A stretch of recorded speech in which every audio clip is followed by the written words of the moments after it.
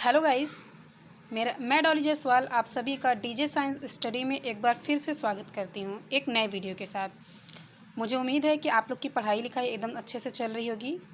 क्यों गाइस, चलिए आज हम जो आपके लिए सेट लेके आए हैं ये नए वीडियो में गाइस, इसमें जो है हम आज साइंस के बारे में पढ़ेंगे, फिजिक्स के बारे में पढ़ेंगे। ओके दोस्तों, चलिए तो क्वेश्चन नंबर फर्स्ट हम लोग सबसे पहले देखेंगे।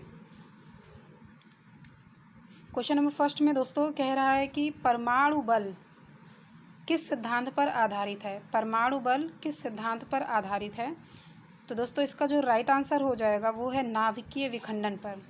ऑप्शन नंबर डी आपका राइट आंसर है, नाभिकीय विखंडन। ओके, क्वेश्चन नंबर सेकंड पे आते हैं।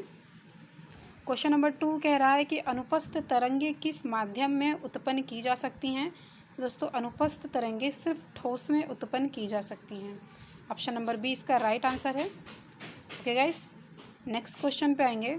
क्वेश्चन नंबर 3 क्वेश्चन कह रहा है कि अनुदैर्ध्य तरंगे किस माध्यम से उत्पन्न की जा सकती हैं। तो दोस्तों अनुदैर्ध्य तरंगे तीनों माध्यम में उत्पन्न की जा सकती हैं। इसका डी ऑप्शन राइट आंसर हो जाएगा, तीनों माध्यम में। चलिए आगे बढ़ेंगे।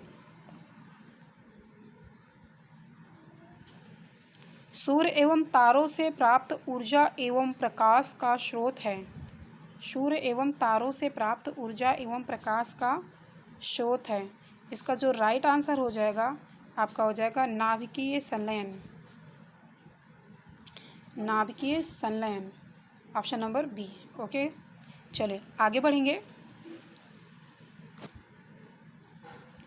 क्वेश्चन नंबर 5 देखते हैं। सूर्य बना होता है मुख्यतः, इसका राइट आंसर है आपका ए और बी दोनों, अर्थात हीलियम से और हाइड्रोजन से। ओके, हीलियम से और हाइड्रोजन से। Option number D is right answer. Next question, ऊष्मा का एसआई मात्रक होता है।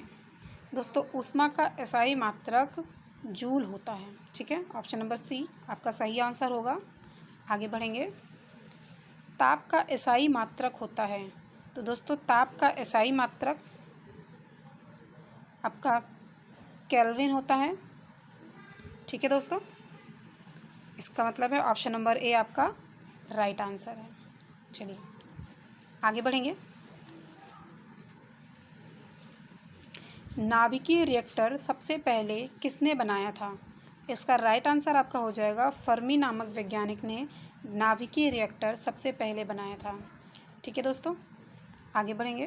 क्वेश्चन नंबर 9 वायुमंडल की आर्द्रता मापने वाला यंत्र कौन सा है। तो वायुमंडल की आर्द्रता मापने वाला यंत्र हाइग्रोमीटर होता है। Option number B is a right answer. किस समूह की सभी राशियां सदिश हैं। तो दोस्तों आपके संवेग, त्वरण, बल, विस्थापन, भार, विद्युत धारा, विद्युत तीव्रता, बल आघूर्ण, चुंबकीय क्षेत्र, उपरोक्त सभी। तो आपका right answer option number D हो जाएगा, उपरोक्त सभी। आगे बढ़ेंगे। किस समूह की सभी राशियां अदिश हैं। तो इसका भी राइट आंसर देख लेंगे। समय, चाल, द्रव्यमान, ताप, दाब, ऊर्जा, आयतन, घनत्व, कार्य। दोस्तों इसका भी right answer option number D होगा। ठीक है, चलिए क्वेश्चन नंबर 12 आवृत्ति का मात्रक है। तो दोस्तों आवृत्ति का मात्रक जो होता है वो हर्ट्ज होता है। ठीक है, ऑप्शन नंबर ए आपका राइट आंसर हो जाएगा। चलिए आगे बढ़ेंगे। क्वेश्चन नंबर 13 ध्वनि तरंग का वेग सबसे अधिक होता है। तो दोस्तों ध्वनि तरंग का वेग ठोस में सबसे अधिक होता है। ठीक है, ठोस में सबसे अधिक होता है। पराश्रव्य तरंगे वे तरंगे हैं जिनकी आवृत्ति परिसर 20,000 हर्ट्ज से अधिक होता है। ऑप्शन नंबर सी आपका राइट आंसर है, 20,000 हर्ट्ज से अधिक। माफ कीजिएगा। क्वेश्चन नंबर 15 किस तापमान पर सेंटीग्रेड एवं फ़ारेनहाइट समतापियों के मान एक समान होते हैं। तो दोस्तों -40 डिग्री समताप पर, इसका मतलब आपका option number B right answer हो जाएगा। ठीक है, फ़ारेनहाइट समतापयोग के मान एक समान होते हैं। चलिए आगे बढ़ेंगे। क्वेश्चन नंबर 16, मानव शरीर का ताप होता है। तो दोस्तों देखेंगे इसका ऑप्शन पहले 37 डिग्री सेल्सियस, 98.6 डिग्री फ़ारेनहाइट, ठीक है, 99.6 डिग्री फ़ारेनहाइट। तो दोस्तों इसका जो आंसर आपका जो है ए और बी राइट आंसर हो जाएगा, ठीक है। डिग्री सेल्सियस में 37 डिग्री सेल्सियस होना चाहिए, अगर आपका फ़ारेनहाइट में देता है तो 98.6 फ़ारेनहाइट होना चाहिए, ठीक है। तो ऑप्शन नंबर आपका बी राइट आंसर हो जाएगा, माफ़ कीजिएगा, ऑप्शन नंबर डी आपका राइट आंसर हो जाएगा। चलिए, किस ताप पर पानी का आयतन न्यूनतम एवं घनत्व अधिकतम होगा। तो इसका जो आपका राइट आंसर होगा 4 डिग्री सेल्सियस पर पानी का आयतन न्यूनतम एवं घनत्व अधिकतम होगा। नेक्स्ट पे आएंगे, शुष्क वायु में ध्वनि की चाल है। तो दोस्तों शुष्क वायु में ध्वनि की चाल 332 मीटर प्रति सेकंड होता है, ठीक है। आगे बढ़ेंगे। एक प्रकाश वर्ष बराबर होता है। तो दोस्तों एक प्रकाश वर्ष ऑप्शन नंबर ए में दे रहा है 9.46 इंटू 10⁻15 मीटर, और बी में दे रहा है 8.46 इंटू 10⁻15 किलोमीटर। तो दोस्तों आपका जो ए और बी राइट, दोनों आंसर आपका राइट आंसर हो जाएगा, ठीक है। इसका मतलब जो आपका ऑप्शन दे रहा है ऑप्शन नंबर डी आ एवं बा दोनों, तो ऑप्शन नंबर डी आपका सही आंसर हो जाएगा, ठीक है। देखिए दोस्तों मापक बदल के भी दे देता है, ठीक है, कभी मीटर कभी किलोमीटर, तो इस बात का ध्यान रखेंगे। चलिए क्वेश्चन नंबर 20 देखते हैं, जड़त्व का गुण। तो जड़त्व का गुण प्रत्येक वस्तु में होता है, ठीक है दोस्तों, जड़त्व का गुण प्रत्येक वस्तुएं दिखाती हैं, तो ऑप्शन नंबर ए आपका सही हो जाएगा। आगे बढ़ेंगे। कार्य का एसआई मात्रक होता है। तो दोस्तों कार्य का भी एसआई मात्रक जूल ही होता है, ठीक है, ध्यान रखेंगे, ऑप्शन नंबर ए आपका राइट आंसर है। कौन सा युग्म सुमेलित नहीं है। तो आइए चेक करते हैं। माइक्रोफोन ध्वनि ऊर्जा का विद्युत ऊर्जा में करता है, एकदम राइट है। लाउड स्पीकर विद्युत ऊर्जा को ध्वनि ऊर्जा में बदलता है, ये भी एकदम राइट है। डायनामो यांत्रिक ऊर्जा को विद्युत ऊर्जा में बदलता है, ये भी एकदम राइट आंसर है। सितार, दोस्तों सितार ध्वनि ऊर्जा को यांत्रिक ऊर्जा में नहीं बदलता। क्वेश्चन क्या कह रहा है, कौन सा सुमेलित नहीं है, तो आपका ऑप्शन नंबर डी सुमेलित नहीं है, ठीक है। आगे बढ़ेंगे। अश्व शक्ति बराबर होता है। दोस्तों अश्व शक्ति बराबर होता है 746 वाट के, ठीक है, 746 वाट, यानी कि आपका option number B is the right answer. आगे बढ़ेंगे। न्यूटन के किस गति नियम से बल का व्यंजक प्राप्त होता है। तो दोस्तों न्यूटन के गति नियम का द्वितीय नियम जो होता है, ठीक है, उससे आपका बल का व्यंजक प्राप्त होता है। इसका मतलब आपका बी आंसर जो है वो राइट आंसर हो जाएगा, ठीक है गाइस, गति नियम का द्वितीय नियम, ठीक है, मतलब गति का दूसरा नियम। आगे बढ़ेंगे, माफ़ कीजिएगा। क्वेश्चन नंबर 25 देखेंगे। पृथ्वी की सतह से ऊपर जाने पर दाब। दोस्तों पूछ रहा है कि घटता है, बढ़ता है, अपरिवर्तित रहता है या उपरोक्त में सभी। तो दोस्तों पृथ्वी की सतह से ऊपर जाने पर दाब हमेशा घटता है, ऑप्शन नंबर ए आपका राइट आंसर है। 26 पे आते हैं। प्रेशर कुकर में खाना जल्दी पकता है, क्यों। क्योंकि प्रेशर कुकर के अंदर दाब बढ़ने से। तो दोस्तों जब प्रेशर कुकर, क्योंकि वो चारों तरफ से बंद रहता है, उसके अंदर जब प्रेशर अधिक बढ़ता है, ठीक है, इंक्रीज़ करता है, तो आपके प्रेशर कुकर में खाना जल्दी पकता है, तो इसका मतलब आपका राइट आंसर ए हो जाएगा, ठीक है।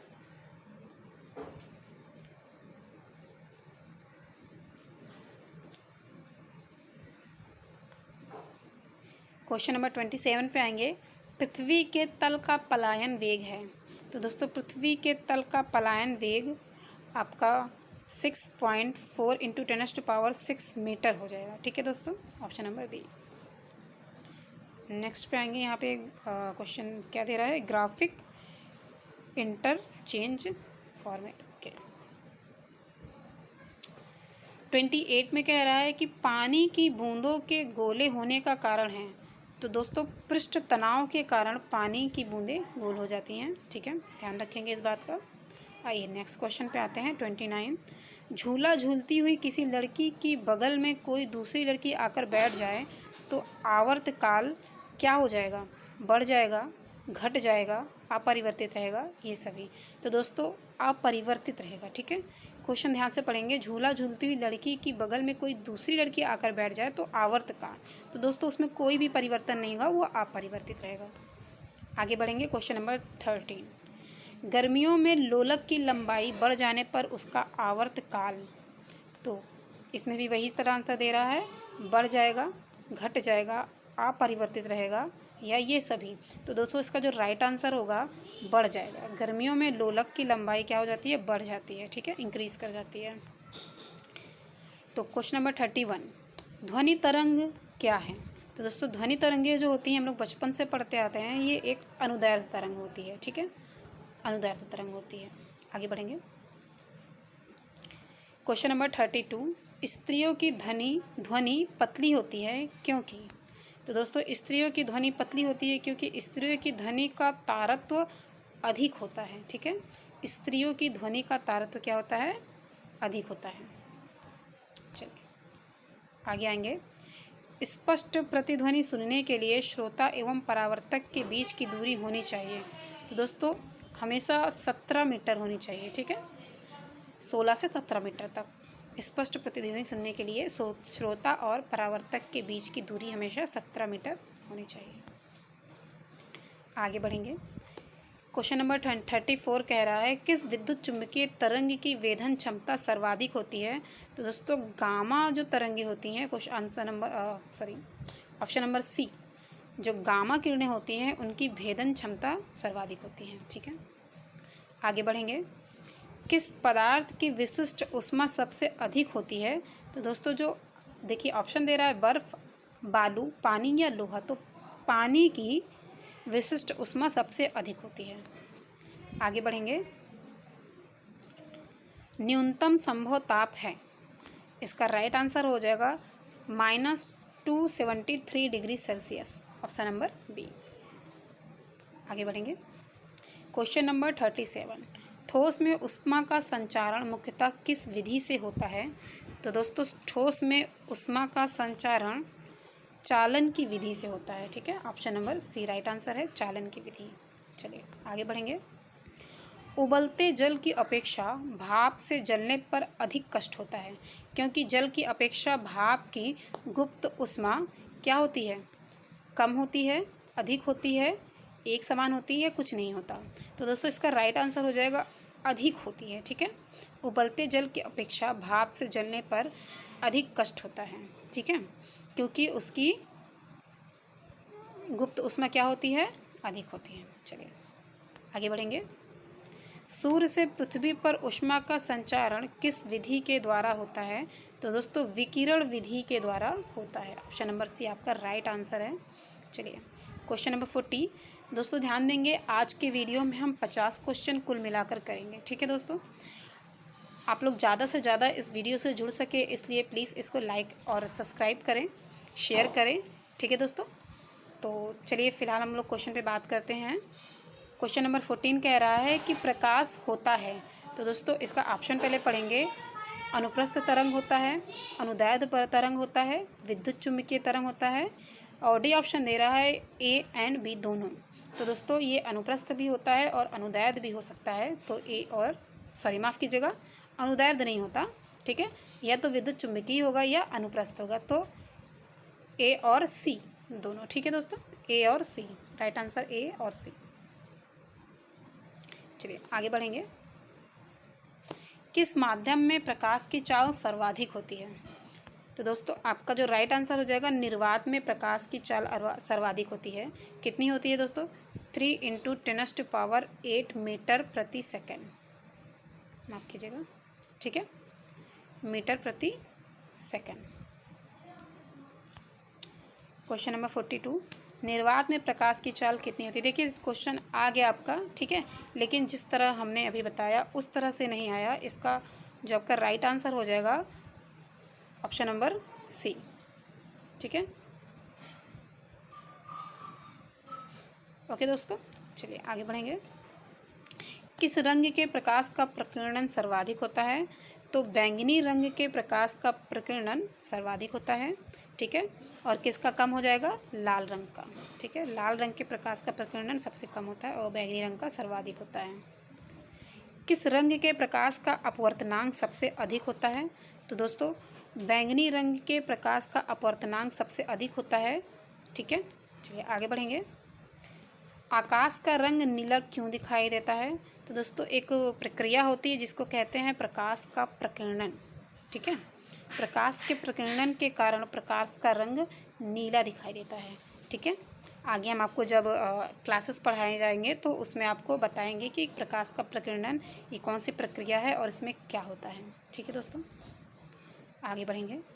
पूर्ण आंतरिक परावर्तन का उदाहरण है? तो दोस्तों पूर्ण आंतरिक परावर्तन का उदाहरण रेगिस्तान में मरीचिका का बनना। ऑप्शन नंबर बी आपका राइट आंसर हो जाएगा, रेगिस्तान में मरीचिका का बनना, ठीक है दोस्तों। पूर्ण आंतरिक परावर्तन का ये एक बहुत अच्छा उदाहरण है। आगे बढ़ेंगे। वाहनों के हेडलाइट में किस दर्पण का उपयोग किया जाता है? तो दोस्तों अवतल दर्पण का उपयोग किया जाता है, अर्थात आपका ऑप्शन नंबर ए आपका राइट आंसर हो जाएगा। लास्ट 2 क्वेश्चन और हमारे बचे हुए हैं। वाहनों में पीछे का दृश्य देखने के लिए अचानक चालक की सीट के पास किस दर्पण का उपयोग किया जाता है? तो दोस्तों उत्तल दर्पण का उपयोग किया जाता है, ऑप्शन नंबर बी आपका राइट आंसर है। आकाश में तारे टिमटिमाते हुए क्यों दिखाई देते हैं? बताइए भाई।